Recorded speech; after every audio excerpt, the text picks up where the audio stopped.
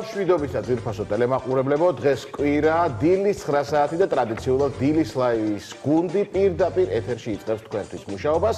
დღევანდელ გადაცემას კვლავ მე და ანა ზაკაშვილი წარუძღვებით. დილა მშვიდობის მივესალმები ჩვენს ტელემაყურებლებს. მინდა გითხრათ, რომ დღეს ძალიან საინტერესო გადაცემა მოგიმზადეთ, რა თქმა უნდა ჩვენს თანაწამყვანებთან ერთად, რომლებიც გადაცემის მსვლელობის პარალელურად შემოგვიერთდებიან. და შესაბამისად უნდა დარჩეთ მომდევნო 2 საათის განმავლობაში ჩვენთან ერთად, რომ ნაყოფიერად გაატაროთ თქვენი დილა. ესე იგი 2 საათი თუ უნდა დარჩნენ ჩვენთან ერთად, გამოდის რომ 11 საათამდე პირდაპირ ეთერში ვიქნებით და ტრადიციულად ვიწყებთ ხოლმე ამინდის პროგნოზით, ჩემო. კი ბატონო, ამინდის პროგნოზით ვიწყებთ. როდესაც შენ გარეთ ხარ ხოლმე და ისე გვეუბნები თუ როგორი ამინდია. დღეს სტუდიიდან გაგაცნობთ დღევანდელი დღის ამინდის პროგნოზს, რაღაც უცნაური და ცივი ქარიქრის და ვნახოთ როგორი ამინდი იქნება დღეს საქართველოში. ვნახოთ.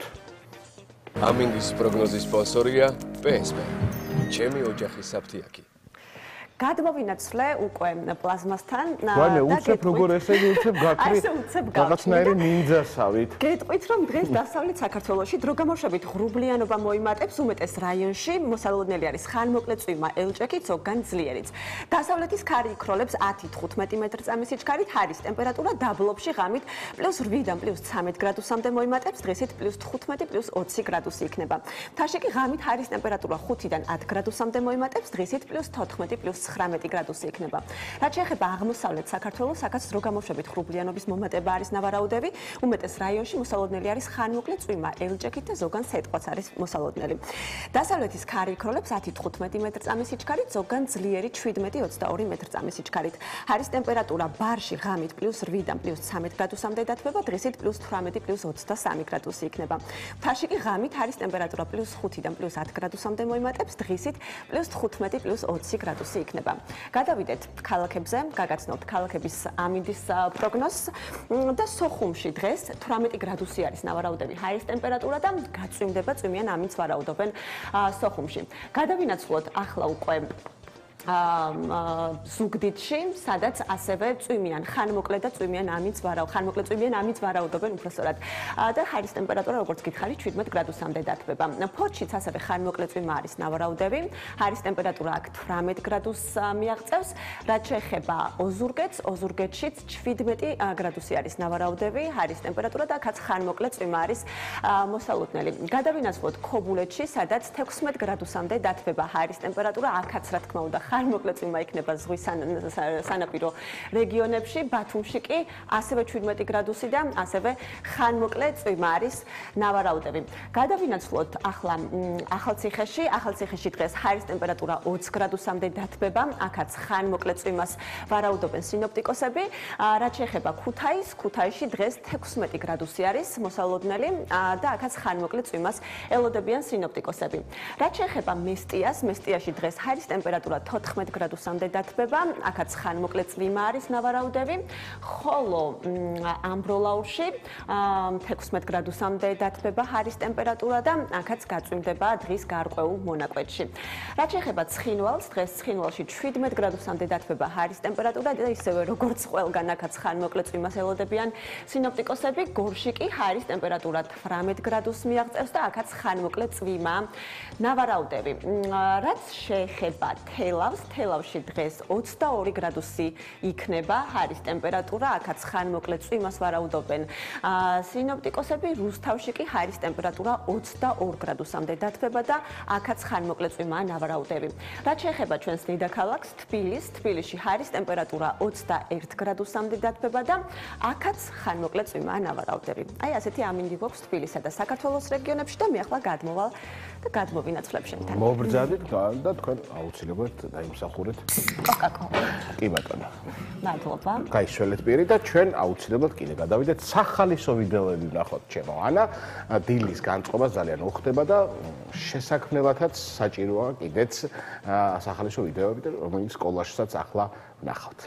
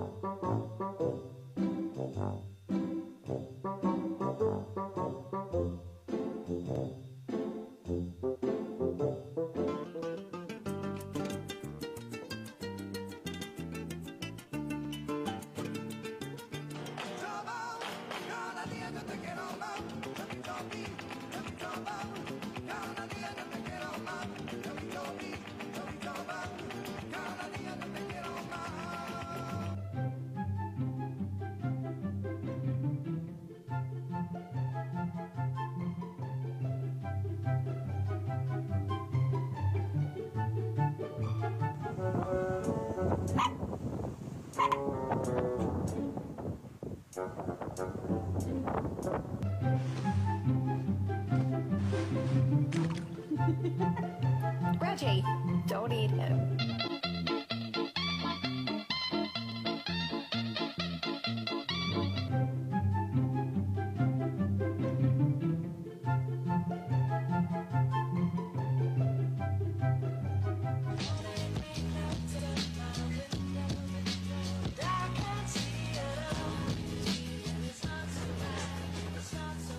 Somebody's watching me. It's my anxiety.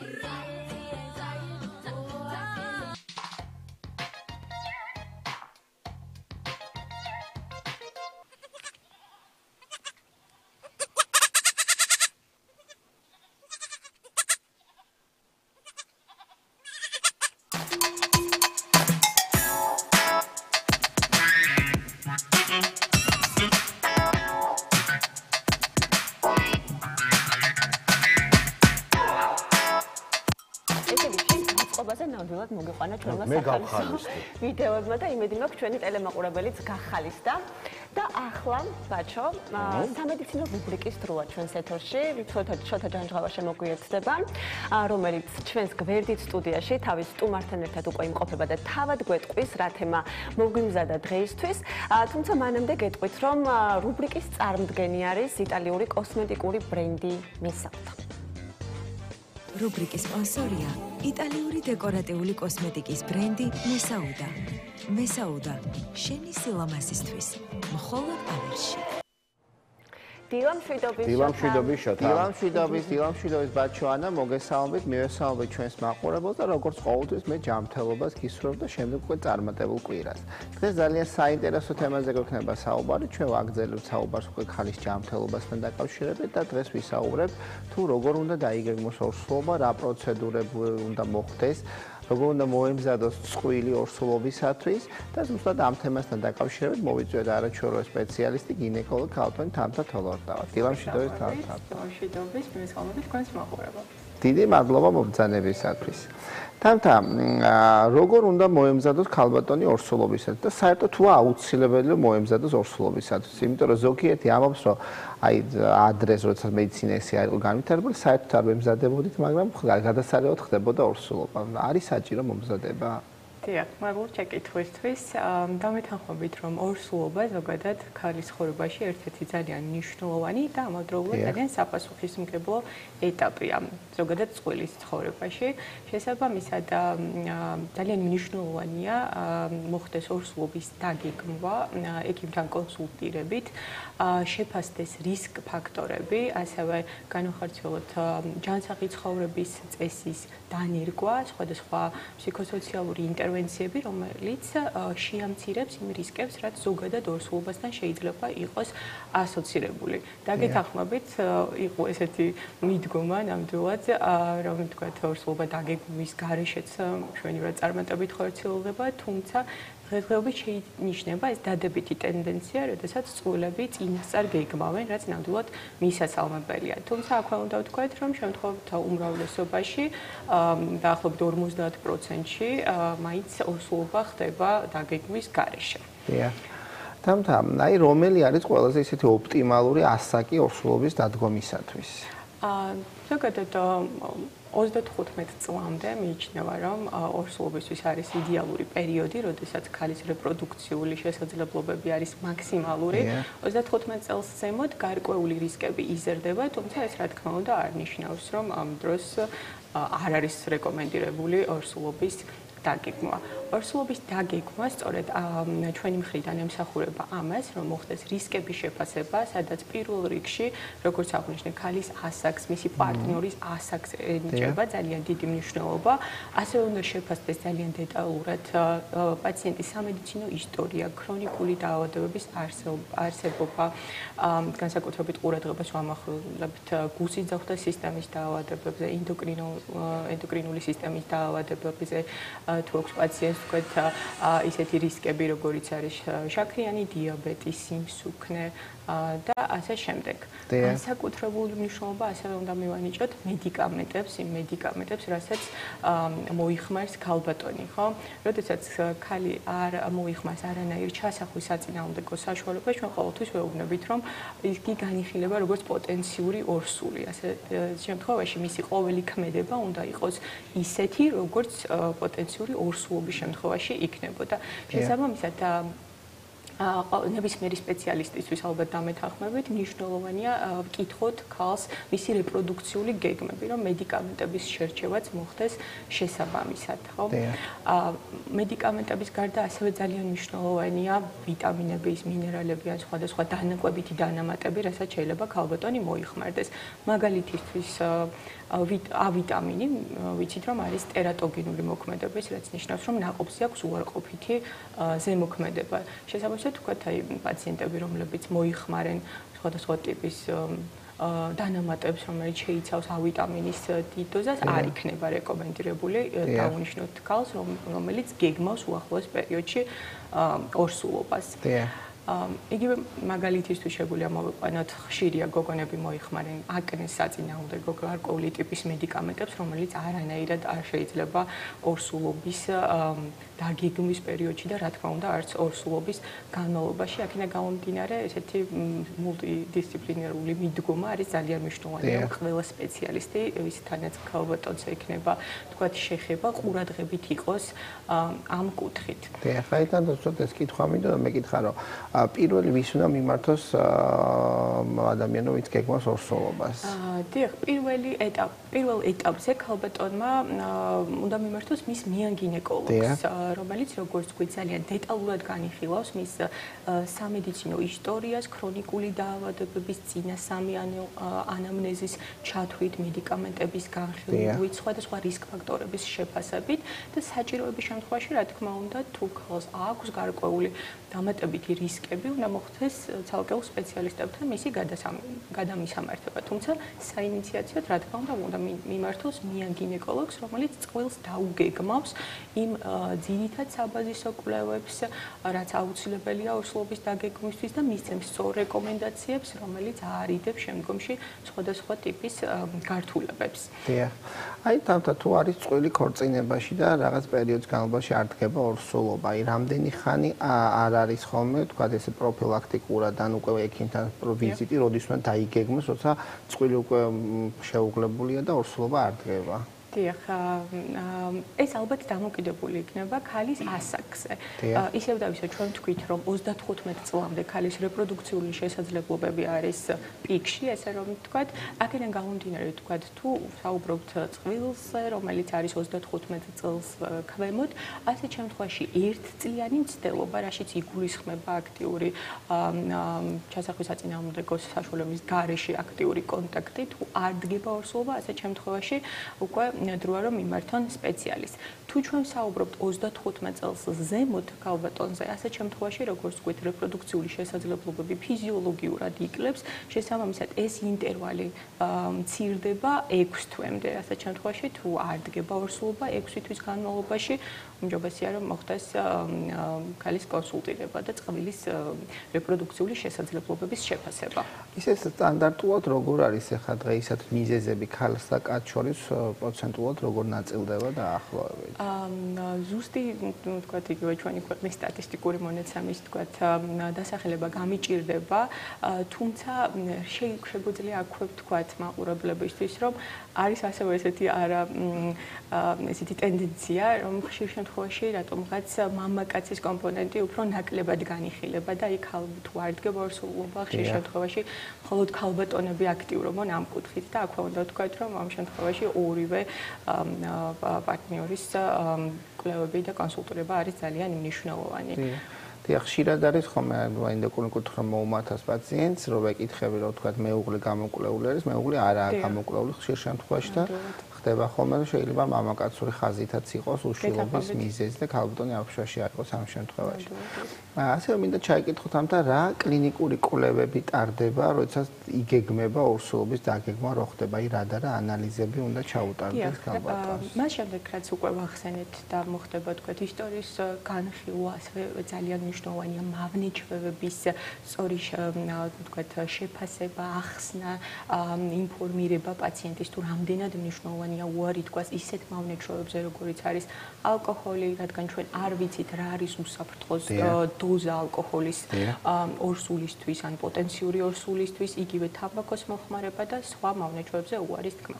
ამის შემდეგ უკვე მიზანმიმართულად უნდა მოხდეს გარკვეული სკრინინგული კვლევების ჩატარება. ძალიან მნიშვნელოვანია წყვილს ჩაუტარდეს სკრინინგი სხვადასხვა ტიპის ინფექციებზე, ხო? ორსულობასთან მიმართებაში განსაკუთრებით ყურადღებას ვაქცევთ ეწოდებულ თორჩ ინფექციებს, ხო? რაშიც მოიაზრება თქვა ტოქსოპლაზმა, იგივე მნიშვნელოვანია კითხოთ ქალს აქვს თუ არა წითურა საწინააღმდეგო ვაქცინაცია ჩატარებული ან თუ აქვს გადატანილი მას ბავშვობაში.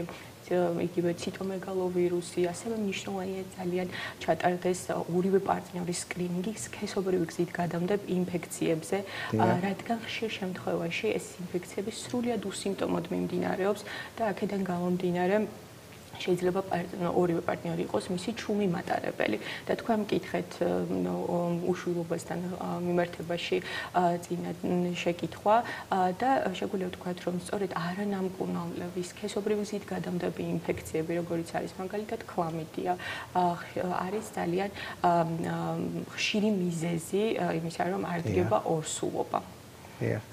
და რა და რა სპეციალისტების დახმარება ხოლმე საჭირო გარდა გინეკოლოგისა? დიახ. კოლეგა ენდოკრინოლოგების ჩართულობა არის ძალიან მნიშვნელოვანი გინეკოლოგებთან ერთად, რადგან ასევე ვთქვათ ორსულობის არ დადგომის ერთ-ერთი ხშირი მიზეზი და ალბათ თქვენს დამეთანხმებით არის ინსულინ რეზისტენტობა მაგალითად, რომელიც ხშირ შემთხვევაში შეუღლებულია პოლიკისტოზური საკვერცხების სინდრომთან, რაც ერთ-ერთი ასევე ხშირი ენდოკრინოლოგიური პათოლოგია, რამაც შეიძლება გამოიწვიოს ის, რომ ორსულობა არ დგება. ხშირ შემთხვევაში ჩვენ მიმართავთ ხოლმე კოლეგა ენდოკრინოლოგებს ამ კუთხით დახმარებისთვის, ასევე რეკომენდირებულია თუ თქვათ ქალს აქვს გარკვეული რისკები გულსიზრახთა სისტემის დაავადებების მხრივ მოხდეს კარდიოლოგის ჩართვა, ეს უკვე დამოკიდებულია იმაზე, თუ რა რისკ ფაქტორებს გამოვლავლენ და სწორედ ამიტომ არის კონსულტირება მნიშვნელოვანი, რომ ამ დროს შეფასდეს რა დამხმარე ინტერვენციები გვჭირდება ჩვენ. დიახ. ასევე მინდა კითხოთ, აი კვებით რეკომენდაციები როგორი იქნება დაახლოებით, აი ორსულობის დაგეგმვის თუ ექცევა ამას ყურადღება. დიახ, კვება არის ერთ-ერთი ძალიან მნიშვნელოვანი, როგორც დასაწყისში ვთქვით, როდესაც ქალი ორსულობას გეგმავს, იქცევა როგორც პოტენციური ორსული, ამ შემთხვევაში ერთ-ერთი კვანძო რაც არის სწორედ ქალის კვების ტიპი, მისი რაციონი, ხო? განსაკუთრებულად მნიშვნელოვანია, რომ ყველა ის ცხოველური პროდუქტი, რასაც ქალი იღებს, იყოს თერმულად მაქსიმალურად დამუშავებული და არ იყოს, თქვათ, ნახევრად უმი, ეს ამცირებს გარკვეული ინფიცირების რისკებს. ასევე მაგალითად, თუ ქალს ორსულობამდე აქვს ჭარბი წონა ან სიმსუქნე, რეკომენდირებულია რომ შევთავაზოთ ისეთი კვების ტიპი, რომელიც წონის კორექციისკენ იქნება მოწოდებული, რადგან ორსულობა მართალი არის ფიზიოლოგიური მდგომარეობა, მაგრამ გარკვეული ფიზიოლოგიური ცვლილებები, რაც ორსულობაში ხდება, ორსულს ერთგვარ მოწყვეტ კატეგორიად წარმოაჩენს, როგორც გარკვეული დაავადებების რისკის თვალსაზრისით, როგორიც არის მაგალითად ჩაქრიანი დიაბეტი. შესაბამისად, თქვათ, ორსულს, რომელსაც მანამდე აქვს იგივე ინსულინ რეზისტენტობა, ანუ გლუკოზის მეტაბოლიზმის გარკვეული ტიპის დარღვევა, რა თქმა უნდა, ასეთ შემთხვევაში ჩვენი მიზანი იქნება, რომ ეს რისკები კიდევ უფრო შევამციროთ, უფრო მეტად მომზადებული შეხვდეს ორსულობას ქალბატონი. იგივე მაგალითად, თქვათ, თუ აქვს რკინა დეფიციტი, ორსულობაც ასევე თქვათ უფრო შეგვიძლია ვთქვათ რომ აუარესებს ამ მდგომარეობას ამ შემთხვევაშიც უპირიანი იქნება რომ კვების რაციონი მიმართული იყოს ისე რომ ამ კუთხითაც მომზადებული შეხვდეს ხალი ორსულობას.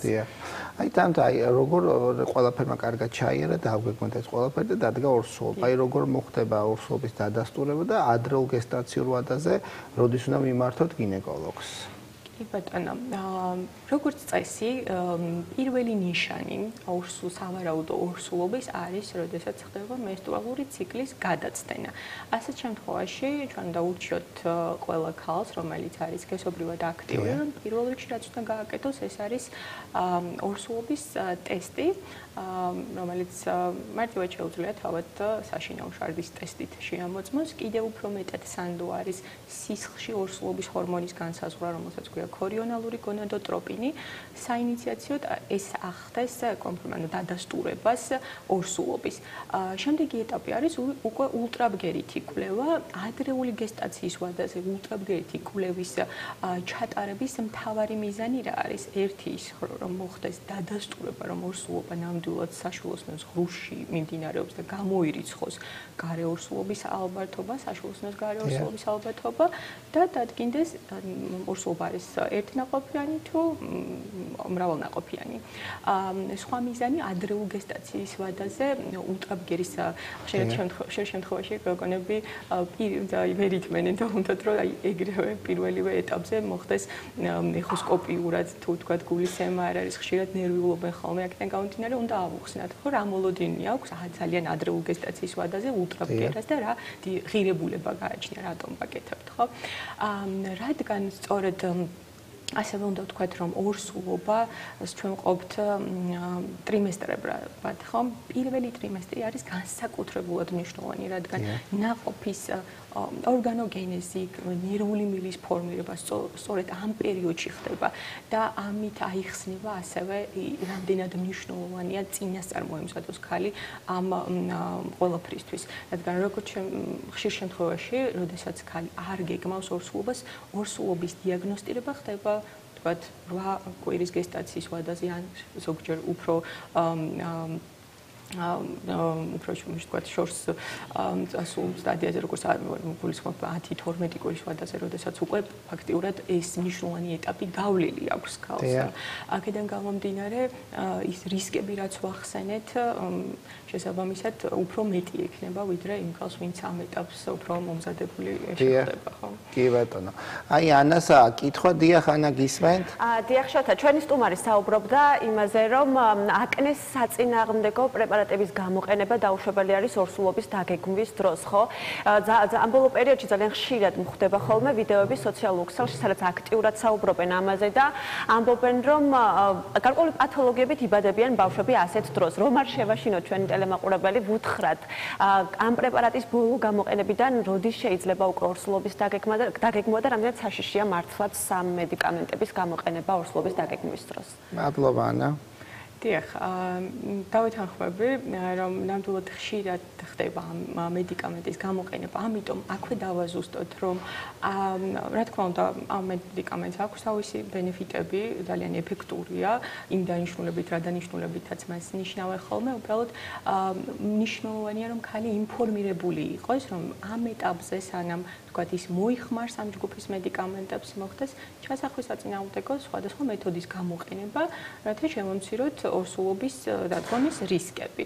რაც შეეხება შეკითხვას, თქვათ, რამდენ ხანშია რეკომენდირებული პრეპარატის შეწყვეტიდან დაახლოებით 2 თვის შემდგომ შეგვიძლია ვთქვათ, რომ ორსულობა არის უსაფრთხო, რომ დაიგეგმოს. კი ბატონო. დიდი მადლობა.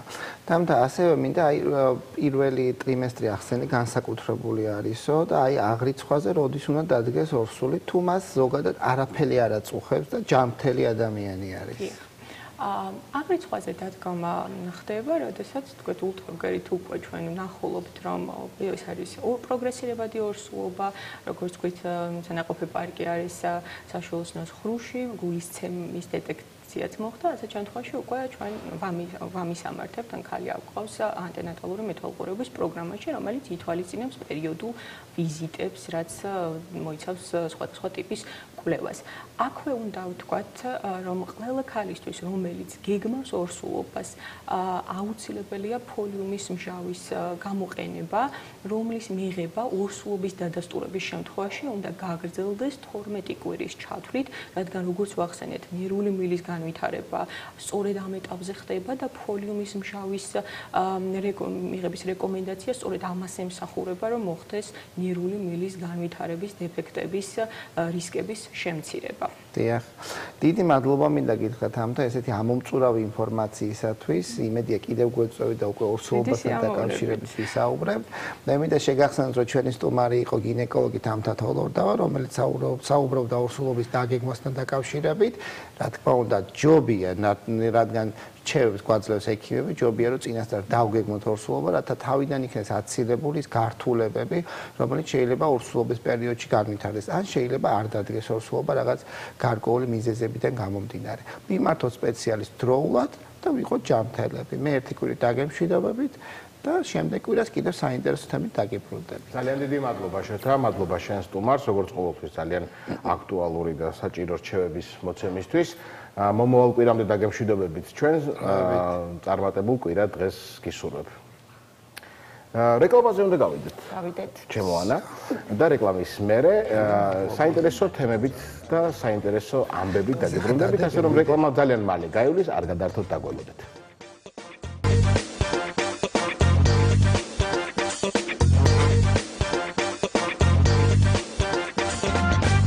პირდაპირ ეთერში და დილა მშვიდობისა, ვინც ახლა შემოგვიერთით, შეგახსენებთ, რომ უყურებთ დილის ლაივს, სასიამოვნო კვირა დღეს გისურვებთ. ბაჩო, ერთი კითხვა მაქვს შენთან. გამოუშვი? თუ არა ყავა და რამდენ ფინჯან ყავას მიირთმევ დღის განმავლობაში? ყავა მიყვარს, განსაკუთრებით დილას. რომელი ყავა გიყვარს? უძირითადად ნალექიან ყავას ეგრეთ წოდებულ თურქულს ეძახიან, თუმცა ბერძნები ამბობენ, რომ ჩვენიაო და არავითარი თურქულია.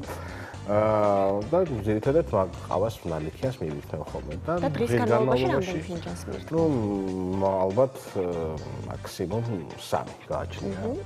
კარგი, მე გეტყვი, რომ ყავას იმდენად პოპულარული სასმელი არის მსოფლიოში, რომ დღის განმავლობაში თურმე 2 მილიარდი უკაცრავად ფინჯანი ყავა ისმევა და შესაბამისად რომ დავითვალოთ, საშუალოდ მსოფლიოში ყოველი მესამე ადამიანი მიირთმევს ყავას. აი ესეთი პოპულარული სასმელი არის ყავა და შესაბამისად არის ძალიან მნიშვნელოვანი ვიცოდეთ, როგორ შევარჩიოთ ის სწორად და ახდენს თუ არა გავლენას არასწორად შერჩეული ყავა უნებლობის თვალსაზრისით გავლენას ჩვენს ჯანმრთელობაზე.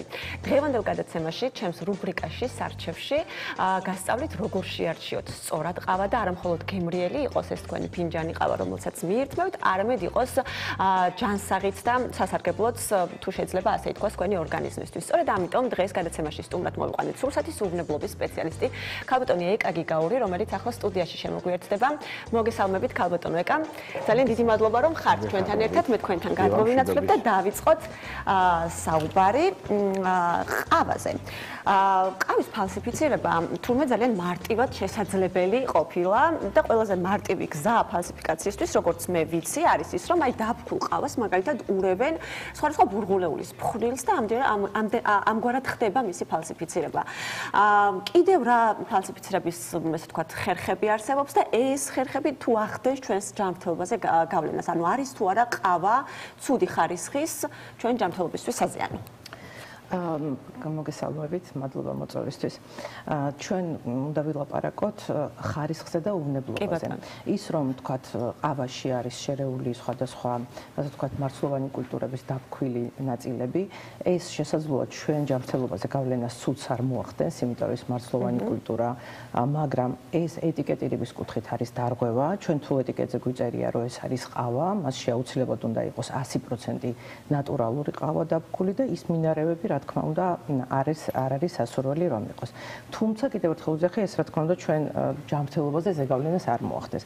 ზეგავლენას ჯანმრთელობაზე მოახდენს თუ ყავა იქნება არასწორ პირობებში შენახული, თუ მასში იქნება ობის სოკო, რომელიც შემდგომ აი ამ ავათხსენებულ აფლატოქსინს წარმოქმნის, ეს მიკოტოქსინების ჯგუფს კი ზუსტად ისი არის ეს აფლატოქსინი სახიფათო ამ ყავაში, როგორც სხვა დანარჩენ პროდუქტებში, რომელიც აი ვიცით რომ სიმსივნურ დაავადებებს იწვევს ღვიძლში და ძალიან რა ეტაპზე შეიძლება მოხდეს ეს ტოქსინი, ან გაჩნდეს ეს ტოქსინი ყავაში? ეს ტოქსინი არასწორი შენახვის პირობების შემთხვევაში ეს ტენიანობა, ჩვენ ყოველთვის უნდა წავიკითხოთ ეტიკეტზე, რა პირობებში უნდა შევინახოთ ესა თუ ის სასურსათო პროდუქტი. თუ პროდუქტზე მწარმოებელი დეკლარირებას ახდენს, რომ ის უნდა შეინახოს მშრალ გარემოში, არ უნდა იყოს პირდაპირი მზის სხივების ქვეშ, ტემპერატურა თუ კონკრეტული არის მითითებული, რომ უნდა იყოს თქვათ 25 გრადუსზე, 20-დან 25 გრადუსზე და მაგალითად არ იყოს შენახული სამაცივრე პირობებში. ეს იმას ნიშნავს, რომ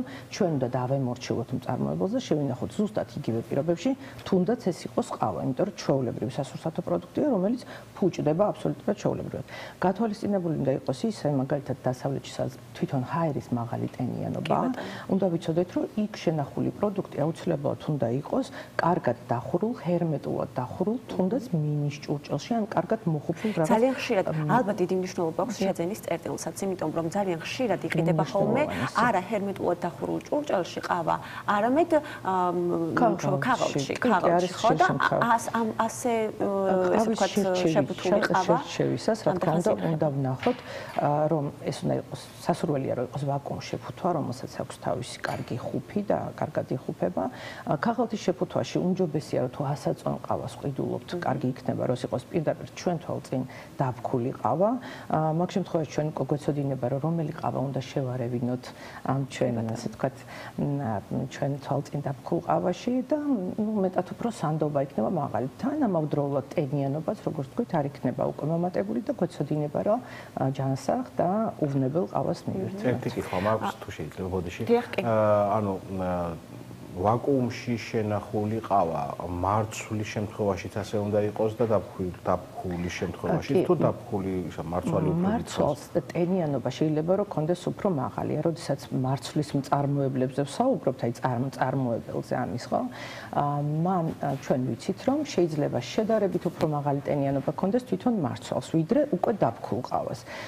შენახულ, ასე ვთქვათ, ვაკუუმში შენახვა ჩვენ უზრუნველყოფს ამ პროდუქტის უფრო დიდი ხნით ხანგრძლივად და კარგ პირობებში შენახოს, იმიტომ რომ ვაკუუმი ანუ ჰაერი არის ხო გამოტომბული და ზუსტად ის ჰაერთან შეხებაში ეს მჟავე გემო რო ხდება ხოლმე, რატო რომ დაჟანგვა ხდება აი ამ ნივთიერებების, რომელიც ყავა ეს მდიდარი არის თვითონ ამ ასე ვთქვათ სხვადასხვა ქიმიური ნაერთებით და აი ამის დაჟანგვა ჟანგბადთან შეხებაში ხდება ხოლმე დაჟანგვა და გემოზე მჟავე გემოც იმიტომ არის ხოლმე, რომ ესეთი ტიპის გარდაქმნები ანუ გემოზე შეიძლება მივხვდეთ ხო ყავა სიძველე გამოიხატება იმის გარდა რომ თქვა ჩვენ აუცილებლად ვიზუალურად უნდა შევხედოთ ხო არა აქვს კოშტები ესე გეძახიან ხოლმე შეკავშირებული ნაწილაკები ხო ანუ ხელით რომ შემდგომ და გავხსნათ ეს იმას ნიშნავს რომ ეს ყავა უკვე რაღაც ტენიან პირობებში იყო და ის უკვე შეკავშირდა კიდეც რა ნესტის გამო ამიტომ აი ეს რა თქმა უნდა გასათვალისწინებელია მაგის გარდა გემოსუნი როდესაც ჩვენ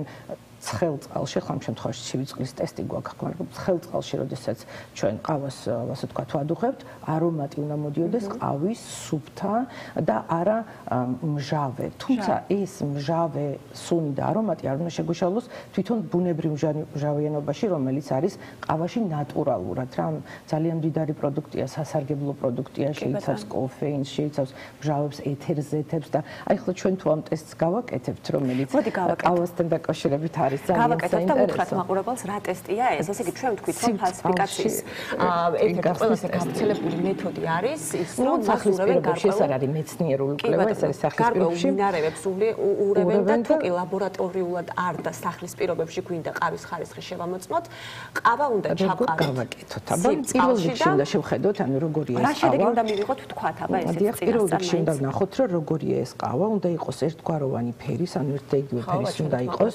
კი არ უნდა იყოს თქვა ზედაპირზე სხვა ფერი, რაც იმას გულისხმობს, რომ შეიძლება იყოს მინარევი ამაში.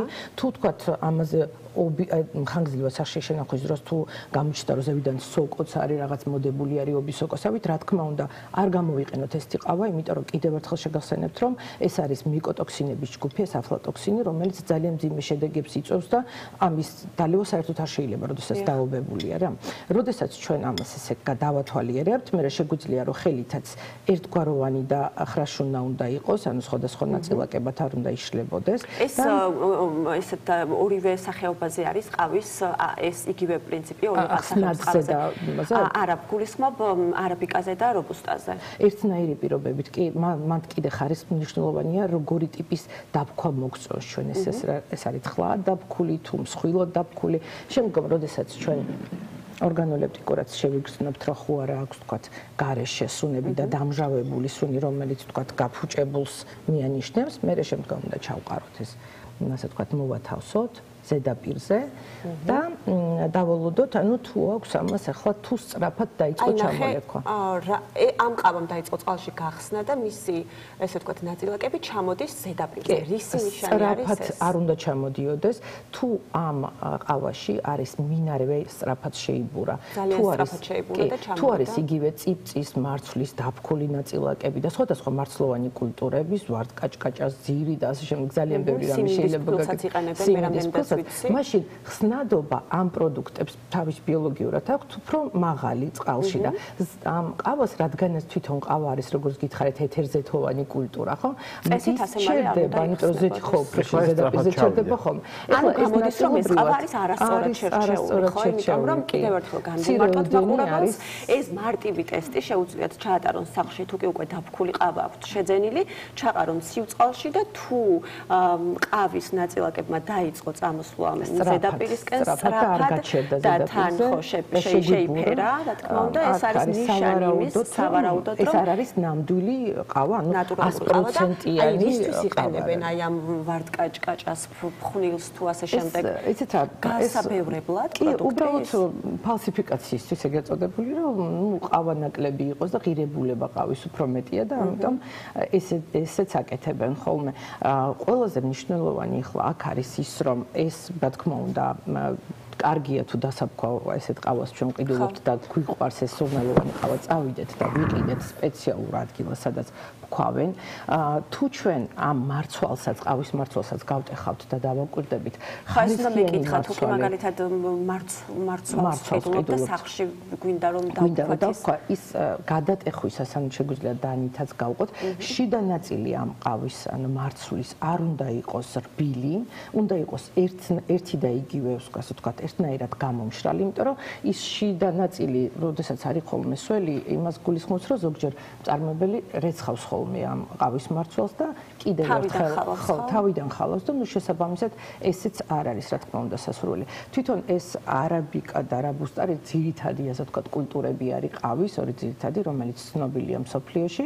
ანუ ზოგს მეტად უყვარს, ვთქვათ, სურნელოვანი და მაღალი შემადგენლობის კოფეინის ყავა, ზოგს პირიქით, ვთქვათ, დაბალი. უფრო მაღალ შემადგენლობით კოფეინის რომელიც ეხლა ვეკითხეთ, ნაკლები კოფეინი არაბიკას აქვს. უფრო ასე ვთქვით, ნაკლები შესაბამისად რაბუსტას უფრო მეტი კოფეინი აქვს და ჩვენ თუ უფრო ძლიერი ყავა გვინდა მეტი შემადგენლობით კოფეინის, მაშინ როდესაც ჩვენ შევიძენთ და ვიცით ხოლმე ესე შერჩევა იქ ყავის, ასე ვთქვათ, პუნქტებში, იქ შეგვიძლია რომ მეტი რაოდენობის შევარჩიოთ ის არაბიკა თუ გვინდა ძლიერი ყავა და პირიქით. მაგრამ ეს ყველაფერი არის ჩვენ გემოვნებაზე დამოკიდებული და არანაირად ვთქვათ იქ და ხარისხობრივად ეს რაბუსტა და არაბიკა ერთი და იგივე ხარისხისაა? ერთი და იგივე ხარისხის, ანუ მსოფლიოში მიღებულია რომ ორივეს განამზადებენ ყავას, თუმცა ხსნად ყავას ამზადებენ მხოლოდ რაბუსტასგან და ითვლება რომ ეს სუბლიმირებული, ანუ სამი ტიპის ყავა არსებობს, ეს ხსნადი ყავა, არის უბრალოდ დაბქული, არის გრანულირებული და არის სუბლიმირებული და აი ესეთი სუბლიმირებული ყავა ითვლება რომ ყველაზე მაღალი ხარისხის არის, იმიტომ რომ მისი დამზადების ტექნოლოგია არის უფრო მეტად რთული და უფრო მეტ არომატულ ნივთიერებებს ინახავს ამ ყავაში.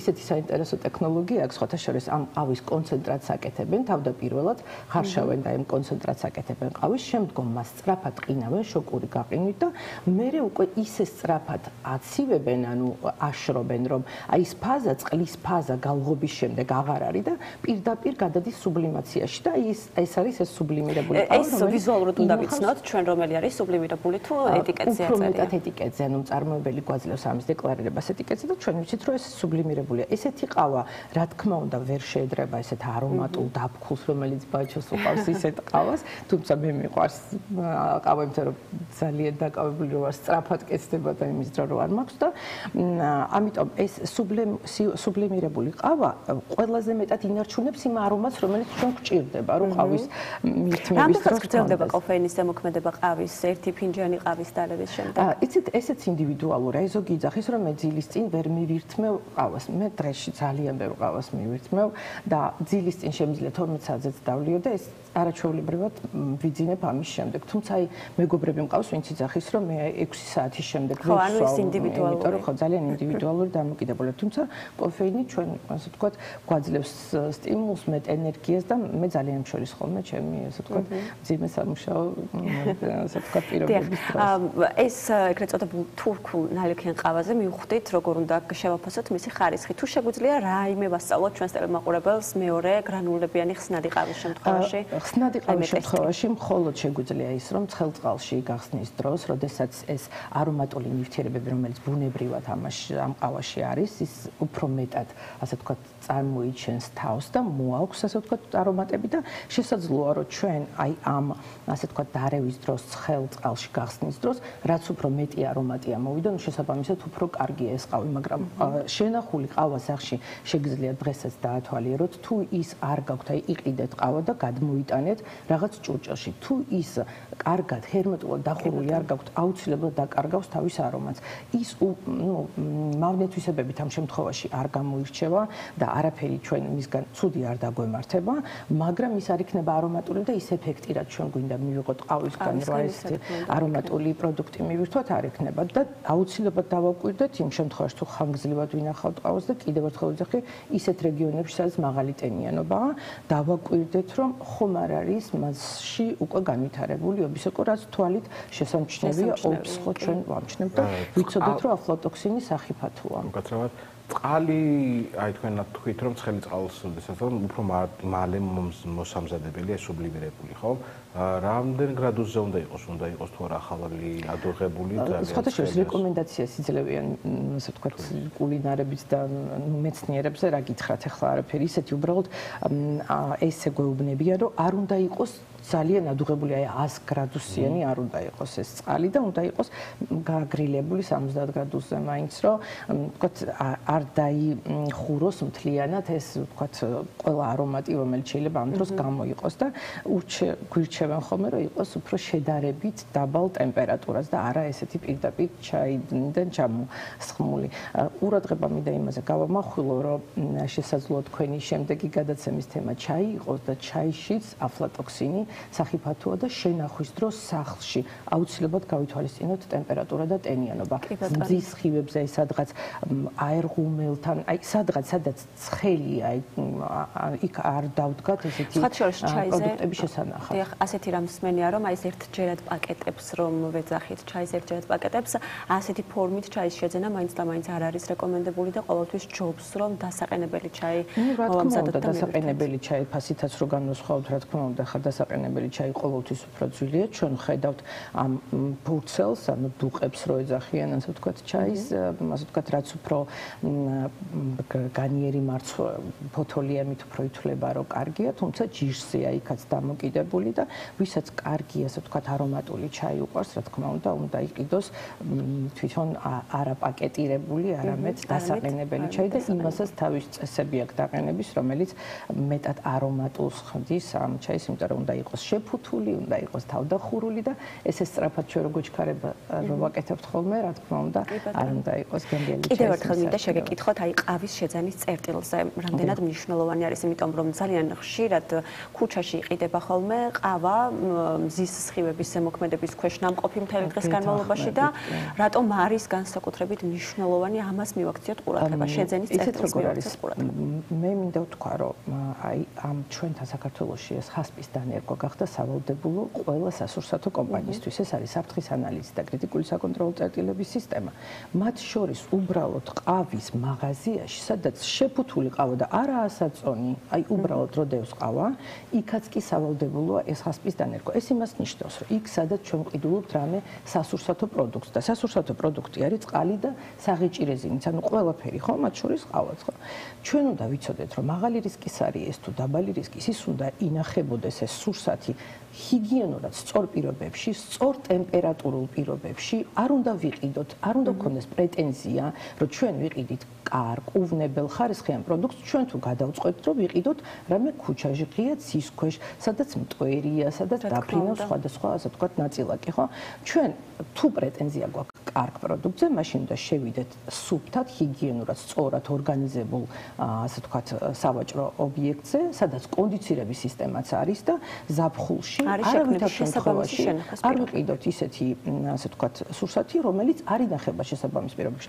ნუ არჩევანის გაკეთება ჩვენ მაყურებელზეა, მაგრამ თუ ჩვენ გვინდა რომ სწორად შენახული პირობები დავინახოთ, ეს იქნება სავაჭრო ობიექტში, სადაც ინახავს სანიტარულს და შესაბამის ამ ჰიგიენურს და ტემპერატურულ პირობებს. წავიკითხოთ ეტიკეტი ნებისმიერ პროდუქტზე, რასაც ჩვენ შევიძენთ სასურსათო პროდუქტზე, მისი შენახვის პირობები თუ არ შეესაბამება იმ ობიექტის, ასე ვთქვათ, არსებულ ვითარებას, არ უნდა შევიძინოთ ესეთი პროდუქტი და არ გვექნება მერე შემდგომ თქვათ რა თქმა უნდა ერთი კითხვა მექნება ბოდიში. ჩვენ შეიძლება რაღაც მაღაზიაში შევიდეთ, სადაც უკვე დაცული არის რაღაცნაირი შენახვის პირობები, ხო? მაგრამ არ ვიცით სასაწყობე პირობები როგორი არის მისი. ანუ სანამ მოიტანენ ამ პროდუქციას უშუალოდ მაღაზიაში.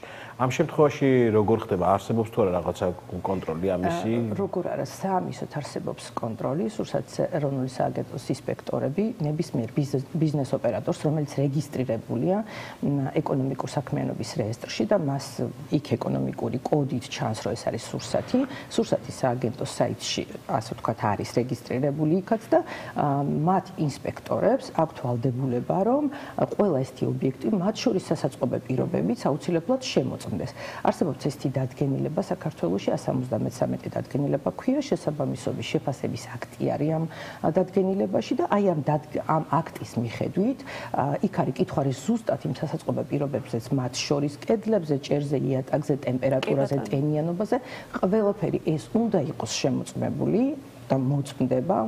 აი თქვენ დაკვირვებით ეს კონტროლის მექანიზმი რამდენად ძლიერი არის ჩვენს ქვეყანაში, ხო? იმიტომ რომ ისევ ბოლო ფაქტს და ბოლო მოვლენას გავიხსენებ რძის პროდუქტთან დაკავშირებით, რომ ამხელა კომპანიას გაიპარა ამხელა დარღვევა. რამდენად ძლიერი არის ხო ეს კონტროლის მექანიზმი ჩვენს ქვეყანაში? იცით როგორ არის სურსათის სააგენტოს ინსპექტორები არიან ისეთი რაოდენობით, რომ ამდენ ობიექტს, რამდენიც საქართველოში არსებობს სასურსათო პროდუქტების მწარმოებელს, შენახვის, დისტრიბუციის, ყოველდღიურად ვერ შეამოწმებენ. ამიტომ არსებობს კანონმდებლობა, კი, სურსათის კოდექსი არის, დოკუმენტი არის, ისიც კანონი არის, სადაც წერია, რომ მწარმოებელი იღებს პასუხისმგებლობას, მათ შორის იურიდიულ პასუხისმგებლობას, სისხლის სამართლის პასუხისმგებლობას, რომ იმ შემთხვევაში თუ ის რამეს არ ღვევს, ის აუცილებლად პასუხისმგებელია.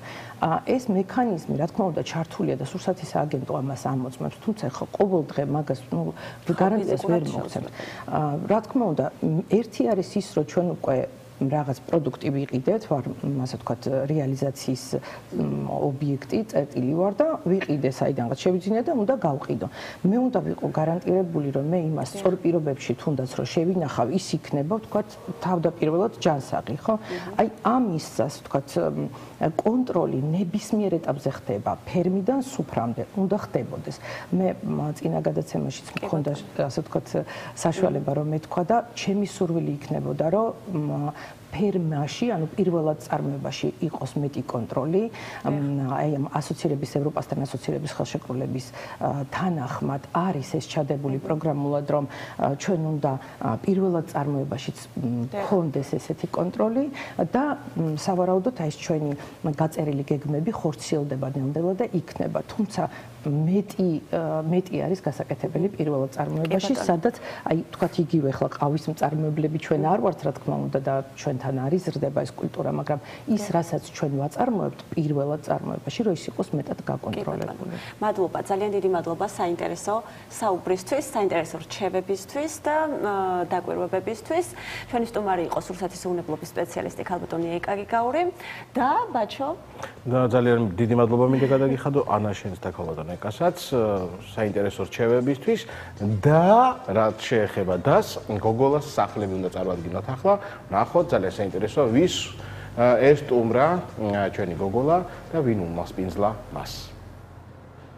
დღეს მოვედით ერთ ძალიან კარგ გოგოსთან სტუმრად, რომელიც წლების განმავლობაში თითქმის ყველას ოჯახის წევრივით იყო. ჩემი ცოლი დაქალებიდან ნინა, ალბათ ყველას კარგად გახსოვს და ყველას ძალიან გვიყვარს. სწორედ ანა ტყებუჩავა იქნება დღევანდელი ჩვენი რუბრიკის მასპინძელი. ერთად ნახოთ, სად და როგორ ცხოვრობს და როგორია ანა სახლში.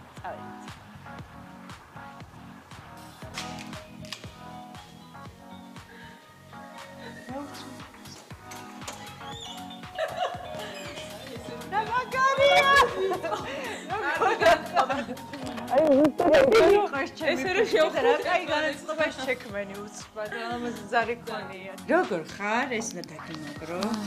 რა ვიცი. ადეკვატურად უნდა თქვაო და ხო მე ალბათ ყველაზე ნორმალური პასუხი ეგ არის. შესაბამისად. შესაბამისად. ყველა ეგ არის. მოდი ხო. აი ხო ხედა უკვე ზარის ხმაზეც იმას ხო ეს ზარი ეს წითელი კარი ეს ძალამაზი კარი. მე შემოიფიქრე და დაამაგრე ეს ყველაფერი სადაც ხარ. ეს მე ჩემი ქმარი ძალიან ბევრს მოგზაურობს, როგორც სამსახურით, ასევე ისეც და სულ ხო იცი თავიდან რაღაც 90-იანებში ძალიან კარგი საჩუქარი იყო ეს მისაკრობი, მაგრამ მე აღარ მომწონს, იმიტომ რომ შენ წახვალი გულოვები და ყველაფერს ნახავდი, მე სახლში ვარ და ამას რომ მიმაგრობინო, მეთქი აღარ არ ჩამომიტანოთ ეგ. ხო და მე მოვიფიქრე რომ მოდი ამ წითელ კალს გავალამაზებთ, ხო და აბა შემოვიდეთ თქვენ სახლში და ვაკეთე რომ მომიყევი შენი სახლის ისტორიაზე, რამდენი ხანი აქ ცხოვრობ? აქ ცხოვრობთ დაახლოებით 5 წელია, ჩვენ ამ უბანში გავიზარდეთ მე და ჩემი ქმარიც. და სახსრობელები, უბნელები შეიძლება ითქვას, მაგრამ ისეთი უბნელები ერთმანეთს რო არ იცნობენ, იმიტომ რომ ორივეს ჰქონდა რაღაცა დაკავებული ისეთი გრაფიკი და ის რაღაც მაშინ სანგოკოში მუშაობდა, მე სერიალში და ჩემმა დაქალმა, რომელიც მისი დისკლასელია, მოკლედ უბანში ეს შემთხვევით გამაცნო და ორივეს რაღაცნა ისეთი რეაქცია, ესო მსახიობია და ესო რეჟისორია და ეგეთი რეაქცია ჰქონდა, რომ არც იმას ჰქონდა ჩემთან დამუშავე, არც მე მასთან და რაღაცნაირად არ აღვიქვით ერთმანეთი სერიოზულად. და მე როდესაც რაღაც ამბები დაიწყო, მე გაგვახსენდა, რომ თამუნა პეტრიაშვილა გაგვაცნო ჩვენ ერთმანეთი ჩემმა დაქალმა და შემდეგ როდესაც სახლს ვეძებდით, ნუ ეს სახლი იყო ჩვენი ძალიან გვინდოდა, თავისთავად ცალკე გვინდოდა, იმიტომ რომ ძალიან დამოუკიდებლები ვიყავით ორივე. მე ძალიან მომეწონა ეს ადგილი, იმიტომ რომ ძალიან მინდოდა, იმიტომ რომ აქ რაღაც კერძო სახლი მიჩვეული ვარ და ყველაზე მთავარი ჩვენი გრაფიკიდან გამომდინარე უნიშნელოვანესი არის ბებიებთან ახლოს ყოფნა. ორივე ბებოსთან ცხოვრობთ 5 წუთის სავალზე, ერთ მხარეს არის მეორე მხარეს და ეს კიდენ ბავშვების თემა ძალიან მნიშვნელოვანია რა. და ძალიან მყოლია აქედან გამომდინარე და ამიტომ ბებიები არიან მაგრამ არც ისეთი დედა არ ვარ, როგორც ხუებს გონიათ, რომ არასოდეს რო არ არის დედა სახლში რაღაცას ბავშვებს ეკითხე. ანუ ჩემი ბავშვებს არ იციან, იმიტომ რომ სწორად გაქვს დრო.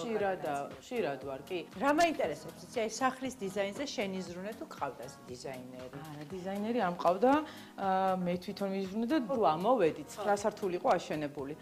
და ჩვენ ეს უბანი ვიცით აქ ვართ გაზრდილები ნახევარკაშში და რო ავწდით მე7 სართულს, ესეთი ხედი არ გვინახავს. გაჩვენებ ხედს. და ორივე მივხვდით, კაი. ორივე მივხვდით, რომ ის არის რა. სახზე შენს ყვავილებზე, რომ ძალიან გიყვარს. ყვავილებს მე დავწმუნდი რომ ანუ ადრე რაღაცები ვიყიდე და ვერ გავახარე. შემდეგ ეს მაჩუკა PSP-მ ანა ტუღუშმა გამომიგზავნა დაბადების დღეს და იმის ვერ ისე აყვავდა და აყვავდა რომ ვამრავლებ.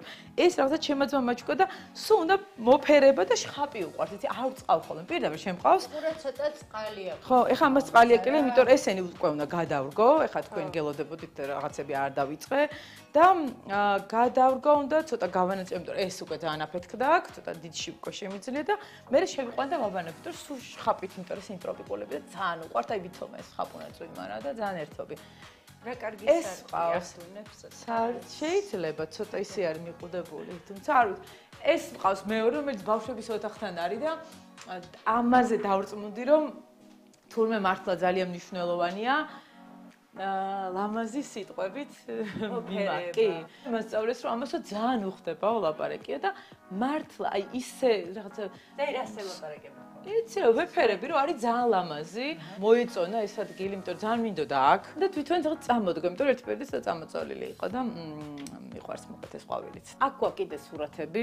აქ არის გოგოების სურათები. ეს ფუთი არის საბერძნეთში ვიყავით წასული ძალიან საინტერესო თეატრალური ფესტივალი იყო და შოპინგი გვიყვარს ყველას. თუმცა 3-4 დღე ვიყავი და ანა ნიკოლაიშვილი, რომელიც ამ ყველაფრის ინიციატორი იყო და ზუსტად 15 წუთში გადავწყვიტე. ეს არ ვარ მე, 15 წუთში გადავწყვიტე, არ ვიცი რაზე გავუბრაზდი. ვერავინ ვერ ამყვა და რაღაცა ჩემს გეგმებში, ცოტა სულსწრაფი ვარ ხოლმე და მითხრა ხوار წამოხვალო, ივლისში არისო ეს სპექტაკლია და ძალიან მაგარია, რაღაცა ღიაცის ქვეშ, ეს და მეთქი წამოვა და ივლისში როგორც ხელა საბერძნეთში ხარ წარმოგიდგენ და მიწულებული ყავი რაღაცა ქუდი უნდა მეყიდა. მე შლაპები საერთოდ არ მიხდება. ქუდებიც რაღაც ძალიან დიდი უნდა იყოს ზამთრის ქუდი. და ეს ძალიან მომეწონა და ძალიან ლამაზია და აი ღია ფერი. ხო და მეც მომეწონა და მთელი ზაფხული და სულ რომ მივდივარ ხოლმე ძალიან კომფორტულია. დანარჩენი აქ რაღაცა წიგნები, სახის მოვლის საშუალებები, ფანქრები, რომელიც ყოველთვის გასათლელია და მე სულ ჩხუბობ რომ დამჭირდება და ესეც რაღაცნაირი წიგნები ეს მე და ჩემი მაქმა შევღებეთ. ზოგადად ვცდილობდით რომ მინიმალური ხარჯებით მოგვეწყო სახლი. ანუ თქვენი გაკეთებული. ხო, ეს თავი ჩვენი გაკეთებულია. სახლში რა ფასადის საღებავები რაც დაგვრჩა, ეს არის ბავშვების ოთახის ფერი, ეს რაღაცა მისი ოთახის ფერი, ლურჯი ის არა ქვია, ხო, საპრეპარეშო იმის ფერი და გამოვიდა ბოლოს ეს და ძალიან მომწონს მეც. ხო და აი ეს რაღაცა მეუღლეს უყვარს სურპრიზები? ისე რა, მეც არ მიყვარს სურპრიზები. არა, ერთხელ გადაღებაზე მომწერა, რომ სახში სურპრიზი გელოდებაო და მე ისე ცოტად გავხდი. რომ მეთქი ალბათ აიქცა რომელიღაცა ანხელი მოტყდა ანისა და ისე და რა ხდება და ეტყობა და დაძაბული გარემო არის, იმიტომ რომ კარგს არ ველოდებით, არ ვიცი. აღმოჩნდა რომ თურმე თაიას გიჭი ამოსდის, თავისი პირველი. და ცოტა მივხვდი რომ რატომ ცხოვრობ ასეთ დაძაბულ გარემოში, რომ მეთქი რა სურპრიზი, რა ხო ვერ ვიტან ამას, იმიტომ რომ სულ ამაზე უნდა ვიფიქრო მე და ვფიქრობ ცუდს და ისიც რაღაც ეტყობა მეთამაშებოდა რომ სურპრიზი, რავი, სურპრიზი კარგია, კარგი სურპრიზი გელოდებოდა. რა ეტაპია ხე შენ ცხოვრებაში? ეხლა არის ვერ ვიტყოდი რომ ჩემი ცოლის დაქალების რითმიდან უკვე გამოვედი, ვადაპტირდი და რაღაცა სხვა ცხოვრებას ვიწყებ და სხვა რაღაცას ვეძებ ჩემთვის. და აი ხო ამდენი წელი იყო, მაგრამ მგონია რომ ეხლა რაღაცა ცუდად ამბიციოზი და მგონია რომ კიდევ უფრო მნიშვნელოვანი წინ არის. ესეთი განცდა მაქვს. და ის რა მაინტერესებს? აი შენ ანას ამ სერიალმა ჩემი ცოლის დაქალებმა რა მოგცა პოპულარობის ხო პოპულარობის გარდა ნუ პოპულარობა უდაოდ რაც ის არის რა ძალიან დამოკიდებული ხარ მე და ძალიან მაგარი და სიამოვნებს ეტაპობრივად რაღაცები ჯერ თავიდან იყო როგორც აი შენი საქმე სტაბილური შემოსავალი აი გულწრფელად რო თქვა და უცებ მოიტანა რაღაცა ძალიან საინტერესო შემოქმედებითი რაღაცა საინტერესო სერიები წვრთნა და თუ იქ გადარჩა ის მაგას თუ ჩემი ცოლის დაქალების რითმში ამ წვრთნაში ამ ღამისთენებაში ამ საოცარ დატვირთვაში თუ ვინმე გადარჩა ის ყველგან გადარჩება პროფესიაში აი მე მაინტერესებს შე როგორი ხარ სახლში მე სახლში ვარ და რამდენად იყო მსგავსება შენ პერსონაჟსა და ანას შორის იცი ალბათ იყო, იმიტომ რომ იქ მე ალბათ როგორც წარმომედგინა დედობა და იმ მოცემულობაში რა მაგალითებიც ყავდა, ჩემს გარშემო რამდენიმესგან აღებული იყო ეს რაღაცა თვისებები, რაღაცა ციკვინი და მეორე დღეს რაღაცა თუ რაღაცა. ესე წარმომედგინა რომ მშობელი ხარ და რაღაცა ინერციით რაღაცები მომყვება. და უთქვამთ, რომ აი ხა რა სპექტაკლია სერიალში ხორგუნი ჟენი თავით რაღაცა, მაგრამ სახლში უფრო ბავშვებთან უფრო მეგობრული ვარ, შეიძლება ითქვას, არ ვიცი. მაგრამ მე როგორც აი თქვა, ქალი ნინასგან გავსხვავდები, მაგრამ როგორც მშობელი, უამრავ შეცდომას უშვებ, მეც ნინას ავიდოდ, ჭაჭყანებ ხშირად რა, ძალიან ბრალდები ხოლმე რაღაცებს. აი ხშირად რაზე კამათობთ ხოლმე, თქვა შენ და შენი მეუღლე. მე და ლევანი კი როგორ არა. ხშირად ამ ბოლო დროს ხა აგარაკის რემონტზე კამათობ ძალიან ხშირად. თუმცა ამ რემონტზე ისეთ იმაში ვიყავით, რომ ჩვენი საერთო პროექტი და მაგარი იყო ერთად მუშაობდა. აგარაკის რემონტზე ხშირად კამათობთ ხოლმე რაღაცებზე, იმიტომ რომ ეთქობა ძალიან შორსრო არის. ყველაფერი შენი დიზაინერული ფერი შესვლა და რაღაცა არის ლევანის ტვინის ბრყვასთან დაკავშირებული და ის ძალიან დაიყალა უკვე და ამიტომ და ცოტა ისე მოგვიწია რა, რაღაცა ლოგიკურად არ მოგვიწია, როგორც არის ხოლმე თქვა, ჭერი, მერე კედელი და ჩვენ ქვემოთ დავაგეთ, მერე ჭერის და მერე ის და ცოტა ავირიეთ, იმიტომ რომ არავის არ ეცალა ამ ქვეყანაში მიმდინარე მოვლენების გამო ამ აგარაკის გასარემონტებლად და ძალიან საყვარელი ადამიანებს მივანდეთ, რომლებმაც ისე დაამთავრეს, რომ რა ვიცი, დღემდე არიხებენ ტელეფონს. ესეც სადღაც მომეწონა და ესეც ჩემი დიზაინის არის, ოღონდ აი ჩვენს ვცდილობთ ქართულ ბიზნეს თუ ქართულ რაღაცებს, ანუ არ მინდა რომ რაღაცა თურქული რაღაცა ქართველი კაცი დაასაქმო რა. აი ქართველო კაცებო თუ ქალებო რა ვიცი. რაღაცა რომ შევუკვეთეთ, ვთხარი ეს ფერი. და მოვიდა ეს ფერი. და მე ვთქვი რომ ალბათ მე ხა ძნელია ვერ დავსვი ფერი რა და ოკეი, ჩემი შეცდომა. მე მოხდა ისე რომ აქედან შუქი მოშვება და სუიტკიცება რაღაც ამას მოუვიდა რაღაცა და მე წაიღეს პატიოსნა და გამოცვალეს და ნახეს იმ მიმოწერაში რომელი ფერის ჰქონდა და მართლა იმ ფერად შეღებეს, რაც თავდაპირველად უნდა ყოფილიყო და მოიტანეს აღმოჩნდა ორ ფერში.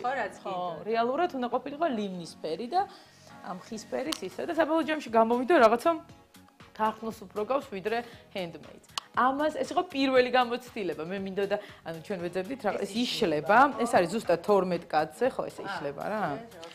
ხო, 12 კაცზე. იქიდანაც იშლება.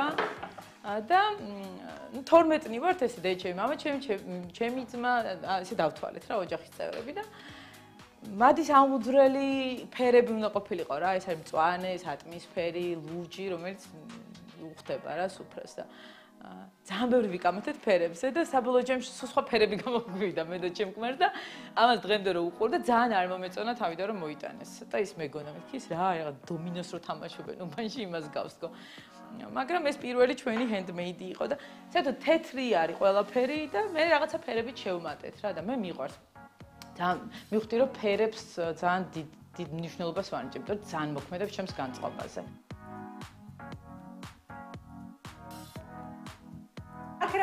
აქ სამზარეულო არის, იქიდან გამომდინარე, რომ ისეთი ის გავაკეთეთ, რომ სამზარეულოს არ აქვს ფანჯარა, ამიტომ იძულებული ვიყავით, რომ ესეთი ვიტრაჟი გაკვეთებინა, რომ შუქი შემოსულიყო რა.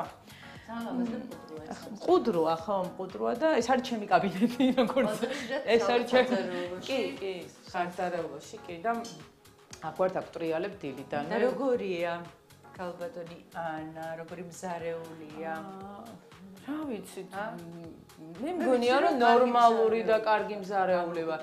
თუმცა სამზარეულოს ომებიდანაც კარგად გამომაგდეს, რაც ისევ ჩემი ქმრის იმას წისქვილზე ასხავს ხას, იმიტომ რომ ჩემი ქმარი ძახის რომ არც ისე, იმიტომ რომ ლევანი ძალიან გურმანია და ძალიან სოფლიო კულინარიას დაზიარები და თუმცა რამდენიმეჯერ აქვს უნდა თქვა, რომ თუ კი როდესმე, ერთხელ მომწერა, თუ კი როდესმე რაღაცა შენს კერძზე შენიშვნა მოგეცი გამახსენე ეს კერძიო, რაღაცა კერძი გავაკეთე, რაღაც ხორცისნაირად რაღაცა ძალიან მოეწონა და ეს გამახსენე, იმიტომ რომ ხელები ამიწევიო, რომ არ მიძახია და ის მაგ ხოლმე, რომ მაჟი რომ მოგეწონა, კარგი იყო. აი ხაზი მომდის ის სეზონი, როდესაც აი ეს ბინა რა დრისთვისაც ვიყიდ, აქეთაც და იქეთაც არის აბსოლუტურად განსხვავებული სეზონი. და აი აქ ღამე, ხა დღე არის, ღამე როცა საძინებიდან გამოვდივარ, აი ესეთი რაღაცა ხევით არის, იქ ჩანს იქ ჩანს საკაძის მოედანი. რეალურად იმდენად ახლოს არის, რომ რავი, ერთი ხიდი კარგი იქნებოდა. აქედაც გავიდეთ. ისეთი ლამაზია ეს განათებული თბილისი, ისეთი ლამაზია ხოლმე, რომ ნახალოკის ხედი. ხო, იცი, ნახალოკის გარდა ყველაფერი ჩანს, იმიტომ რომ ეს მუსიკალური გაფორმება გვაქვს. სადაც უკვე თბილისში ძალიან იშვიათია, რომ წინ корпуსი არ იყოს ამოშენებული და ეს ნამდვილად რაღაცა ფუფუნებაა უკვე, რომ კი, ხო, ერთ-ერთი მიზეზიც ეგეც იყო, იმიტომ რომ ძალიან ძნელია ხა დღეს რაღაცა მოახერხო იწვალო და ვიღაცა მწხვი წინ მერე ეს ამოგიშენოს და რახან ეზო არ იყო, აი ვან ვცდილობთ რომ ინტენსიურად გამოვიყენოთ ბავშვებისთვის და რაღაც ჰაერისთვის და რავი გასარუჯად და საღამოს ჩვენიერი ლაუნჯი ეწყობა და აქაც არის ხოლმე, აქ 6 კაცი ისე ვეტევით, გოგოები საღამოს. აქ 6 კაცი. კი, იმიტომ რომ ესეთი ორი ბაგიდა გვაქვს და ესეთი პატარა კაფესავით გამოდის, მე ვხვდებით ხოლმე ზაფხულში აქ უფრო გარეცხედვართ რა. აი გოგოებიც აქ ყოფილან. ორი პრინცესა, აბა გამაცანით ეს ბავშვები თაია. მამაზებო, თაია 7 წლის, მალე 8 წლის გახდება ივლისში და სულ ფიქრობ დაბადების დღე როგორ აღნიშნოთ. მეორე კლასში ხარ? ხა, ეს არის ნენე, რომელიც კი, სკოლა ორივე სწავლა. ეხლა მომიყევი შენ, როგორია ანა სახლში? როგორია? კაცრი თუ მეგობრული? ნორმალური, მაგრამ თუ არის ისეთი დღე, რომ დაალაგა ყველაფერი სახლში, აი შემოსულები არა ვარ, ფეხები გაიხადეთ, არ შეხვიდეთ იქ, იმას გაანებეთ თავი.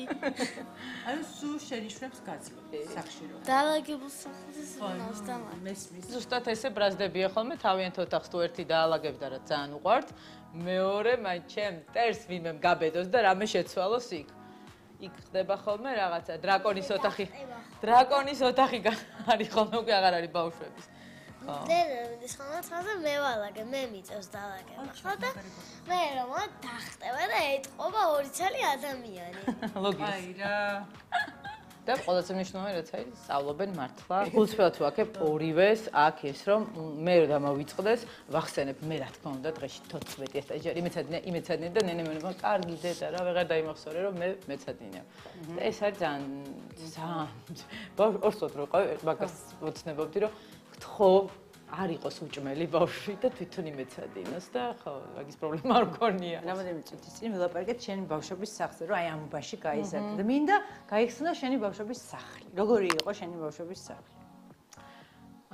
ეზო იყო, ეს იტალიური ეზოებს რო ეძახიან, ძალიან დიდი არა, მაგრამ ესეთი. არავინ არ იყო ჩემი ტოლი და თვითონ ვიგონებდი რაღაცა თამაშებს. სანამ ჩემი ძმა დაიბადა 6 წელი, მარტო ვიყავი რა და ეჭვიანობდი თუ არა და რანაირად ვიჭვიდი ისე მიხარდა რომ ვიღაცა რაღაცა გაჩნდა რომ ის და შეიძლება რაღაცნაირ კონტაქტი დავყო და მე ჩემს ძმასთან თამაშობდი ხოლმე ჭუბობდი თუ თამაშობდი ჭიდაობდით და ყველაფერი რა და ისე ძალიან კარგი ეზო იყო იმიტომ რომ ძალიან მრავალფეროვანი რა კეიფები ჭუბები წუწაობები და ძალიან ის იყო გართობა იყო რა მახსოვს ეს აფულში რო წავობდნენ ხოლმე ეს რა გართობა იყო არ ვიცი თქო ჩვენის რა ერთ-ერთი რაღაცა ისე კულტურაში შესატანია იმიტომ რომ ის იქიდან გამორბოდა და ის რო გარბოდა ეს რო ვედროს დაახვედრებდა და აი ქუჩაში გასულები და ესეთი კივილებით და ნაი სასწაული რაღაც ის ქუჩიდან რო გადიოდი მე ის იქიდან ეს იყო მთელი ლელობურთი რა კარგი აქტივობები იყო დღეს სამწუხაროდ ბავშვებს ეს არა აქვს და რაღაცა გულწრფელობს ხო ესეც რაღაცნაირად სიახლის და კულტურის რაღაცა გადაწყობა არის არ ვიცი მე როგორც მივხვდი შენ ძველი ნივთები არ გიყვარს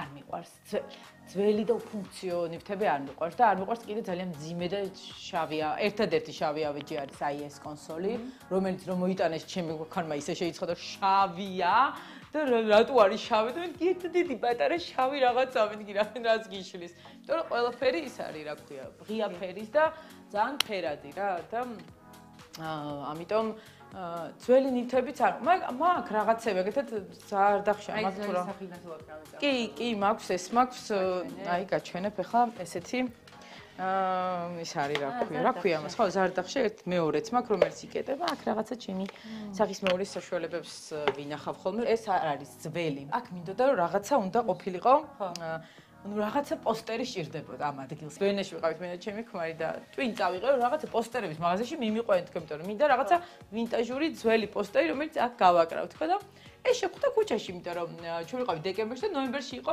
ჩასული თურმე სუხიშვილები და აუ რა ლამაზია მეთქი რა თან ის ოცხელის რაღაცა სინიალს ვინტაჟურად და ქუჩაში იყო გაკრულია ძალიან ბევრი და ჩემმა მეგობრებმა რომელიც ვენეში ხო აბატონო და ზუროზე და დაახვი და წაიღო და ალბათ მართლა ეგეთ იდეალია ქართული კულტურა ძვირფასწრე და ძალიან მომწონს, იმიტომ რომ ის ისტორია არის მახსენდება რომ ვიყავით რაღაცა ძალიან ბევრი ვიცინეთ ამ ყოველთვის მთელი ბენა დამქონდა მე. ეს შე ყოველს ვიყვარს სოხიშვილები. რა თქმა უნდა, ვიყვარს და გვიამაყება. ვიყვარს სახში ყოფნა?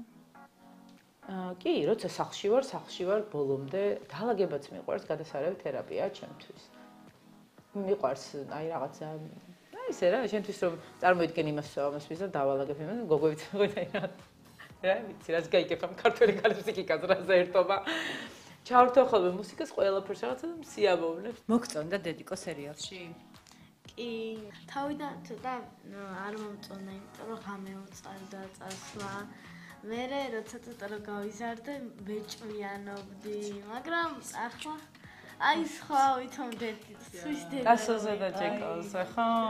კი, თათუ გახსოვს ეხა გამახსენდა. ანუ რა არისო იმათო როგორ ეფერებიო და ჩვენო სულ შენიშნოს გვაძლევ ერთხელ თაიამ შვილო რა ეფერები დილინას აყომდა უყვინი ჯეკოს და დასოს სადა არა იმათო ეფერ შენთვის ყველა საყვარელი პერსონაჟი ვინ არის თქვი სერიალში ეხლა უნდა დაგისვა ბოლო კითხვა ჩემი რუბრიკის რა არის შენთვის სახლი ყუდრო უსაფრთხო ადგილი იქიდან ძალიან თბილი მზისხივები ურტყავს ხოლმე აქ რო შემოდიხარ და აი ბავშვის სკოლიდან რო ბრუნდება, ხო, ალბათ ყველას ახსოვს ის რაღაცა სუნი კერძის რომელიც დედა გიცხელებს, ის აურა და ბავშვი მწამსვე გზნობს რანაირი აურა ხდება. აი თაიამ და ნენემ თქვა სხვათა შორის და ძალიან გამეხარდა რომ ეს შეუქმენით მედალევანი. რომ მოვდივარ რაღაცნაირად ვფიქრდები და აი გული მithbeba და სული მინათდება აი მზისხივებით, აი ამ ყუდრო გარემოთი და ეს ჩემთვის ძალიან მნიშვნელოვანია. მოკლედ, ძალიან დიდი მადლობა. რომ გამიღე შენი სახლის კარი, მიხარია რომ იყავი ჩემი მასპინძელი, მინდა გისურვო ძალიან დიდი წარმატებები ყველგან და ყველაფერში და რა ვიცი, ძალიან ლამაზები, საყვარლები და ძალიან კარგები ხართ სამი. მადლობა.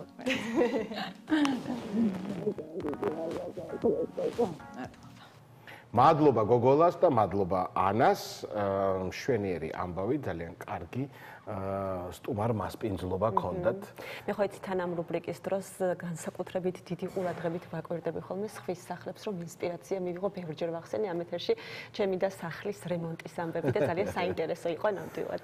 რეკლამაზე უნდა გავიდეთ ჩემო ანა ახლა და რეკლამის მერე ძალიან მალე დავბრუნდებით ქეთი ზაზანაშვილთან ერთად და მოკლედ დაგველოდეთ არ გადართოთ რეკლამა მალე გაივლის.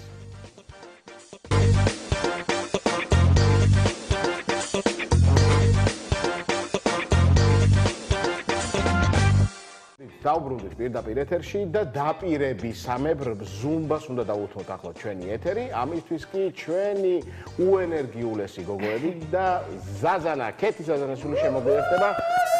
დილამშვიდობისა ქეთი, დილამშვიდობისა გოგოება. დილამშვიდობისა შემოჩხრიალება ქვია ამას. შემოფრიალება. შემოფრიალება იყოს კი ბატონო. იყო შემოფრიალება. მე არანაირი პრობლემა არ აქვს. შემოფრიალდით და რა თქმა უნდა ჩვენი მაყურებელიც უნდა აფრიალდეს ახლა. აფრიალდა. აფრიალდეს და იცეკოს ჩვენთან ერთად, იმიტომ რომ რა დღეს ზუმბას დრო არის. რა თქმა უნდა, სამი რითმი როგორც ყოველ კვირას, მაგრამ დღეს გვექნება, ესე იგი, ცოტათი კარიბული რითმი იქნება ერთი. კარიბულები. კარიბებზე თუ ვერ მივდივართ, მეგობრებო, ჩვენ ჩამოგიტანთ კარიბებს. ის მოდის ჩვენთან, კი. აუცილებლად, რა თქმა უნდა, ბაჩოს ბაჩატას გარეშე დღესაც არ იქნება. არ იქნება. იქნება, ანუ ბაჩატა აუცილებლად იქნება და მერენგეთი დავიწყებთ. და მინდა ვთქვა, რომ გუშინ მქონდა უდიდესი ზუმბას მასტერკლასი. კი 100 კაცი ვიყავით ესე. შევკრიბეთ ჩვენი გუნდით 14 ინსტრუქტორიდან და იყო ჩამოსული არის უბრალოდ ზუმბას საგანმანათლებლო სპეციალისტი უკრაინიდან ანასტასია, რომელიც ზუმბას ტრენერების ტრენინგს ჩაატარებს დღეს და გუშინ მქონდა დიდი მასტერკლასი და თუ გნებავთ, რომ შემოუერთეთ ჩვენ ზუმბა ფიტნეს ოჯახს, აუცილებლად დამიკავშირდით. დაგაკვანიანებთ შემოკარგებო და ზაზანებით შემოგვემატებია. ძალიან კარგი. კაი, მზად ვარ მთელი სხეულის გასამოძრავებლად, ასაცეკვებლად, ამიტომ შეგვიძლია რომ ჩავთოთ მუსიკა. ჩავთოთ მუსიკა DJ Hit the Music. ხო? და კიდე მინდა გითხრათ, რომ ზუმბა არის ზოგადად მთელი სხეულის ვარჯიში, ანუ ესე ცალ-ცალკე არ ვავარჯიშებთ. რა თქმა უნდა, მთლიანად სხეულის ვარჯიშდება ცალკეული ნაწილები, მაგრამ უფრო არის მთელი ჩვენი სხეულისთვის. ამიტომ დავიწყებ დღეს ახლა კარიბული რითმებით. კი, ცოტა აუწიებ მუსიკას. ჩემი ქორეოგრაფია სამი ნაბიჯი ტაში. მაღლა, კიდე ტაში 3 2 1. კიდე 1. ენერგიულად. აჰა. ნახეთ სამი ნაბიჯი. 1 2 3 4. თეძო კიდე 1. კიდე. თქვენი სტილი. გვერდზე ნაბიჯი, გვერდზე. აჰა. ცოტათი მუხლები არის რბილი. ხელების მაღლა. პრესი ყოველთვის ტონუსშია დაჭიმული. ნახეთ. 1 2 წინ. კიდე. 2 ხელით თეძო. ადგილზე 2 ნაბიჯი გვერდზე. კიდე ადგილზე 2 ნაბიჯი.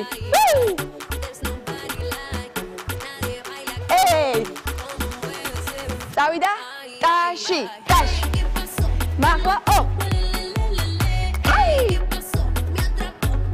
კიდე 1.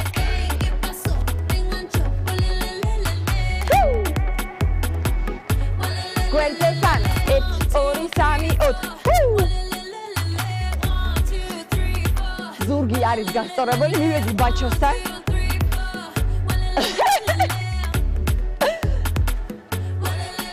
ორი, 1 2 ნაბიჯი, ყოჩა. შეგვიძლია ხელით დავამატოთ, გავშალეთ 2-ჯერ. კიდე. გვერდზე.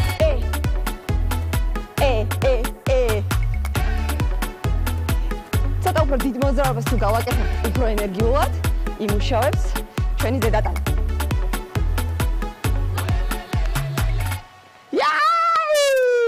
კარიბებიც მოვიტანეთ და გავიტანეთ. შემდეგი ჩემო კარგებო. ეს არის ჩემი მეგობარი, რომელიც ქმნის ლათინურ მუსიკას და მხოლოდ ჩემი მუსიკას მომიყენეო და დღეს ასეც გამოვიყენე და შეიძლება ინფლუენსერების თემს ვფლობ ჩემო კარგებო. დილის ლაივთან ერთად. ოკეი? ეს არის თავარი ნაბიჯი. მერენგესი, რომელსაც ქვია მერენგე მარში, კეთება მთლიან ტერმზე და თეძო გადის გვერდზე. ხელები გვერდზე. წავიდა მაღლა. ვატყვები ირიბ კუნთებს, მუსიკირიბ კუნთებს, ხოჩა. ნახეთ მოძრაობა ქროსტები. ნაბიჯი, წინ, უკან, გვერდზე. კიდე, წინ ნაბიჯი, ზევიდან. ცოტა სწრაფად წავიდა. 1 2 3 4. კიდე გავაგზავნოთ ეს მოძრაობა, რომ მივეჩვიოთ. ოპ. ხელი თავისუფლად, გვერდზე. აჰა. ბოლოქი. 2. აჰა. ყოჩა, 2 ნაბიჯი გვერდზე. თეძო, მეორე. თეძო. აბა ცოტა სწრაფად. 2 აქეთ.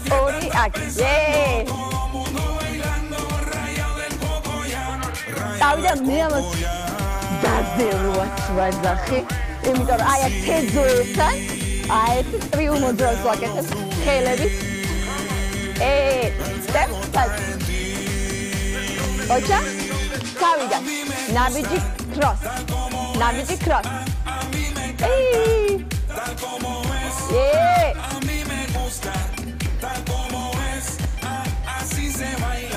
Ocha, tashi.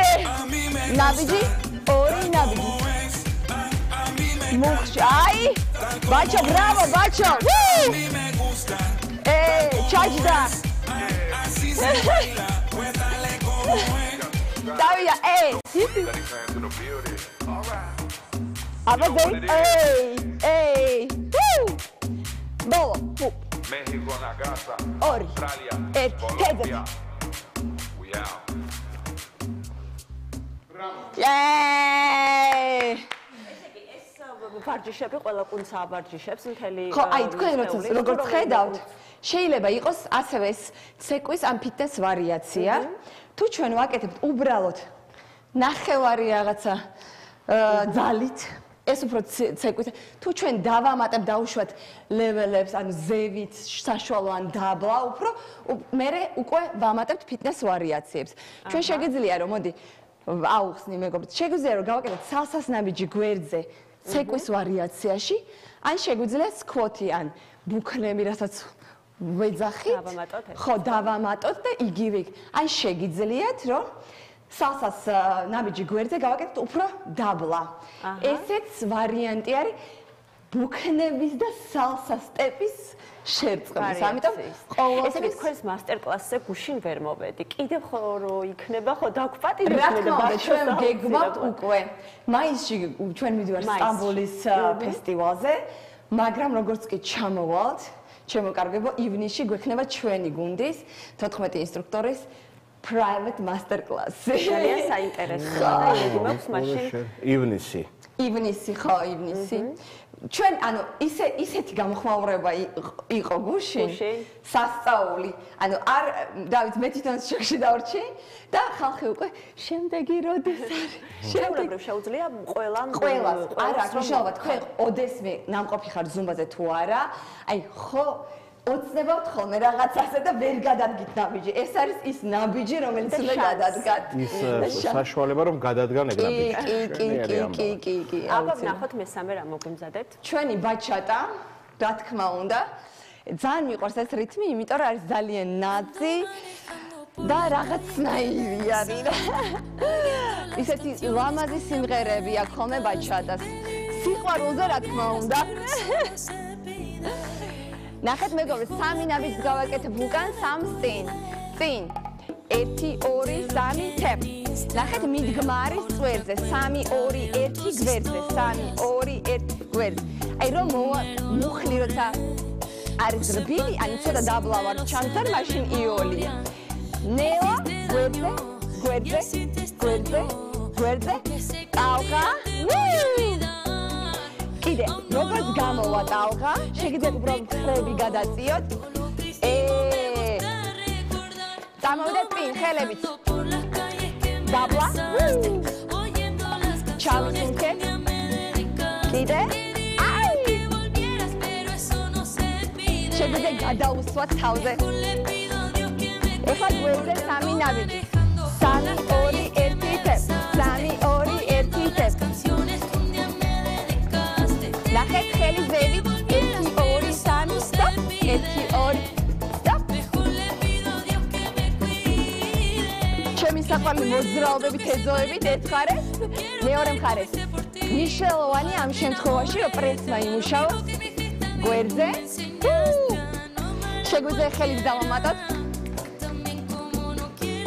ნახეთ ნაბიჯი 2 ნაბიჯი გადაუსვით თავზე აჰა. ერთ იყურება მიმართულებით, სადაც ნაბიჯი იდგმება. ანუ წინ. დამოვედით. ხო. გვერდზე და უკან.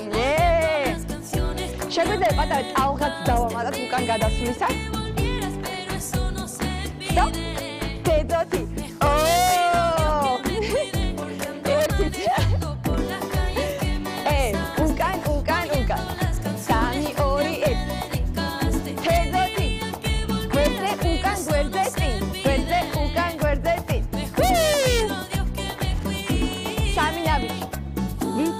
ძალიან კარგად.